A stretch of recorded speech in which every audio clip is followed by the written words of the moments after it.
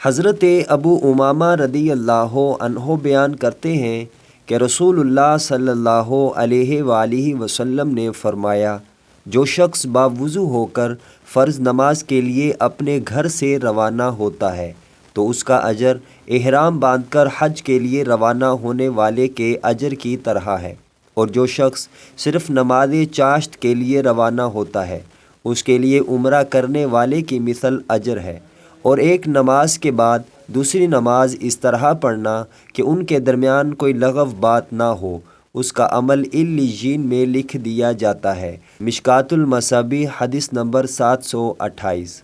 حضرت سعد رضی اللہ عنہ بیان کرتے ہیں کہ نبی پاک صلی اللہ علیہ وآلہ وسلم سے دریافت کیا گیا کہ اللہ کے رسول صلی اللہ علیہ وآلہ وسلم کن لوگوں پر سب سے زیادہ مصائب آتے ہیں؟ رسول اکرم صلی اللہ علیہ وآلہ وسلم نے ارشاد فرمایا، انبیاء علیہم السلام پر، پھر جو ان کے بعد افضل ہیں، پھر جو ان کے بعد افضل ہیں۔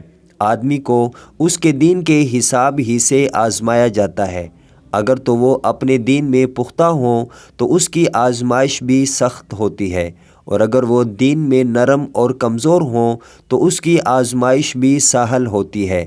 یہ معاملہ اسی طرح چلتا رہتا ہے، حتیٰ کہ وہ سطح زمین پر اس طرح چلتا ہے کہ اس کے ذمے کوئی گناہ نہیں ہوتا۔ مشکوٰۃ المصابیح حدیث نمبر 1562۔